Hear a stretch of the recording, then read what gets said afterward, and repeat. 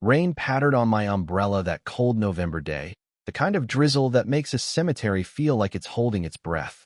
I'm Eleanor Grayson, and I was there to visit my son Caleb's grave, like I'd done every month since he left us 3 years ago in a car crash that stole my world. But that day, I stopped dead there, by his headstone, was a young woman, maybe late 20s, cradling a little boy, both of them sobbing like their hearts were breaking. I didn't know them, never seen them before.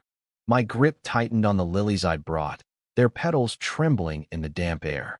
"Excuse me," I said, my voice sharper than I meant, cutting through the quiet. "This is private. Who are you, and why are you crying at my son's grave?"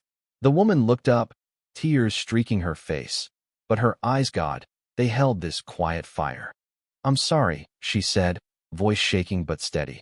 "I'm Lena Carter, and this is Noah. We're here because Caleb was everything to us." My world tilted. Caleb? My Caleb? He'd been 27, full of dreams, gone too soon, and I'd spent years combing through his life, trying to understand why he was taken. No mention of a girlfriend, let alone a kid. I stared at Noah, his hazel eyes catching the gray light eyes just like Caleb's, like mine. "What do you mean, everything?" I pressed, my tone cold, suspicious.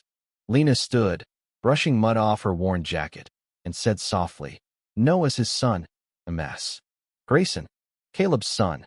The lilies slipped from my hands, petals scattering on the wet stone. I wanted to laugh it off, call it a lie, but those eyes, they didn't lie. Lena went on, her voice low. "Caleb kept a secret to protect Noah from you, from your world." My world? The Grayson name, built on real estate, influence, a legacy I'd clawed my way to protect. I snapped. "You expect me to believe my son hid a child from me?" Lena didn't flinch. "Not just a child," she said. "Noah's mom was Sarah Grayson, your niece, the one your family cast out." Sarah. The name hit like a brick. My brother's daughter, disowned after a scandal I'd buried decades ago. Caleb and Sarah? In love? A child? I felt the ground shift again. "Prove it," I demanded. Lena pulled a faded photo from her pocket. Caleb, smiling wide, arm around a radiant young woman. Lena in the background, watching them. "Sarah died giving birth," Lena said, her voice breaking. "Caleb asked me to raise Noah, to keep him safe from your control." Control. That word stung.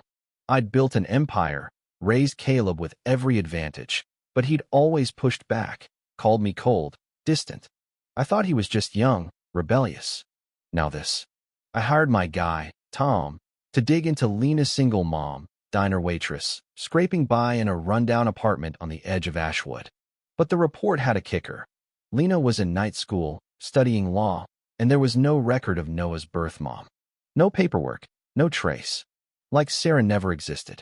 I called Lena to my office at Grayson Towers, the city sprawling below like it owed me something. I slid a check across my desk, $200,000. "Take it," I said, "start a new life. Let Noah live with me, where he belongs." Lena's eyes flashed, not with greed, but disgust. "You're trying to buy your grandson?" she said, voice low, dangerous. Then, in one motion, she tore the check in half, the rip echoing like a slap. "Noah's not for sale, Eleanor. Caleb wanted him with me, not in your world of power plays and empty promises." I was livid. Nobody defied me like that.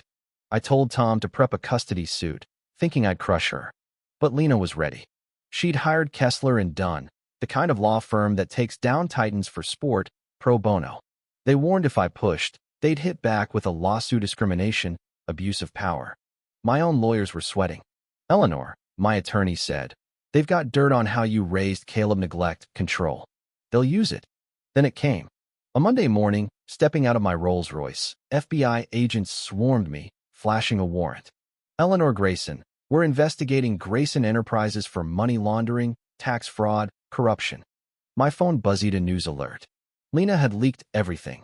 Contracts, bribes, shell companies I'd thought were buried. The byline? Rachel Holt, a reporter who'd made a career tearing down giants. My empire was crumbling, employees fleeing, cameras flashing.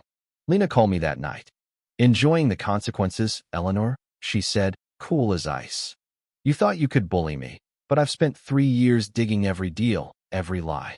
Caleb found it first, you know." He was going to expose you. That's why he's gone. My heart stopped. What do you mean? I whispered. Lena's voice softened, heavy with grief. His accident wasn't an accident. Your friends silenced him to protect your secrets. I collapsed, the truth gutting me. Caleb, my boy, dead because of me. Not directly, but my greed, my ambition, it led to that crash. Lena came to my mansion later, handing me a dossier. Caleb wanted justice, she said. He loved you, but he hated what you'd become. I broke, tears falling after years of steel. The FBI came next, arresting me in front of the world. In court, Lena stood tall, proving Noah was Caleb's heir. Everything, me wealth, my legacy, went to him, the grandson I'd scorned. In prison, I sat, hollow, until Lena visited. Noah's happy, she said, her voice kind now. He's loved. That's what Caleb wanted. I cried, finally seeing it. Me money, my power, meant nothing next to love I'd never given Caleb. Now, Lena's built a life, her own company, Parker Ventures, helping families, kids like Noah. She's raising him with the warmth I never showed Caleb. Sitting in my cell, I know I lost everything, not to Lena's fight, but to my own blindness. Noah's future, thought that's the real victory, one I'll never touch. What about you? Have you ever faced a truth that turned your world upside down? Drop it in the comments, share this story, and hit subscribe for more real talk about life's toughest lessons.